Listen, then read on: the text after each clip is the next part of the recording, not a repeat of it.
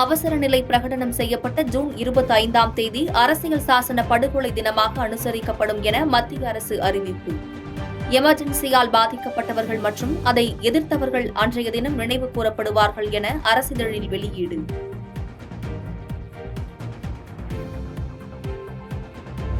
கள்ளச்சாராயம் தயாரித்து விற்றால் ஆயுள் தண்டனை மற்றும் 10 லட்சம் அபராதம் விதிக்கும் வழிவகை செய்யும் தமிழக சட்டத்திருத்த மசோதா.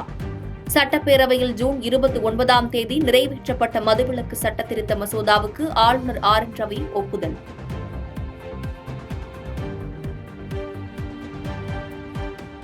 மதுரையில் தொடர்ந்து வயது முதிர்ந்த பெண்களை குறிவைத்து கொலை செய்யும் போக்கு அதிர்ச்சி அளிப்பதாக அண்ணாமலை குற்றச்சாட்டு. தொடர் படுகொலைகள் தமிழ்நாட்டில் பொதுமக்கள் பாதுகாப்பு குறித்து பலத்த கேள்விகளை எழுப்புவதாகவும் கருத்து.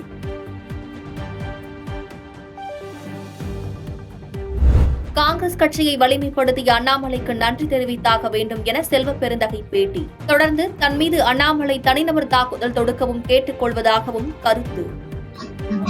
தமிழ்நாட்டில் இருக்க காங்கிரஸ் கட்சியுடைய தோழர்கள், தலைவர்கள், கேடர்கள் எல்லாமே அவங்க அப்பா, அவங்க தாத்தா, அவங்க மூதாதையர் சுதந்திர போராட்ட தியாகிகள், இந்த மண்ணை நேசிப்பவர்கள். ஒரு வார்த்தை பேசின தமிழ்நாடு முழுவதும் காங்கிரஸ் கட்சியை வைப்ரண்டா பண்ணியிருக்காரு. காங்கிரஸ் கட்சியை வலிமைப்படுத்துவர் அண்ணாமலை தான்.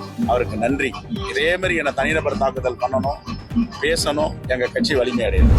தமிழ்நாடு அரசு பணியாளர் தேர்வாணையத்தின் குரூப் 1 முதல்நிலை தேர்வு இன்று நடக்கிறது.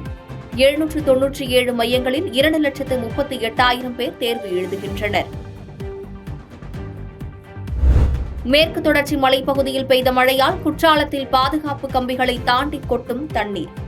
மெயின் அருவியிலும் 5 அருவியிலும் சுற்றுலா பயணிகள் குளிக்க தடை.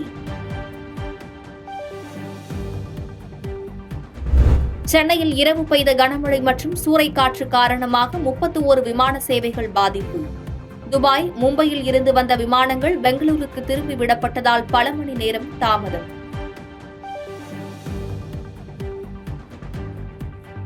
பாதகம் செய்பவரை கண்டால் நாம் பயங்கொள்ளலாகாது பாப்பா. மோதி மிதித்து விடு பாப்பா, அவர் முகத்தில் உமிழ்ந்து விடு பாப்பா. அண்மை செய்திகளை உடனுக்குடன் தெரிந்து கொள்ள இணைந்திருங்கள் இயம்நாடு தொலைக்காட்சியுடன்.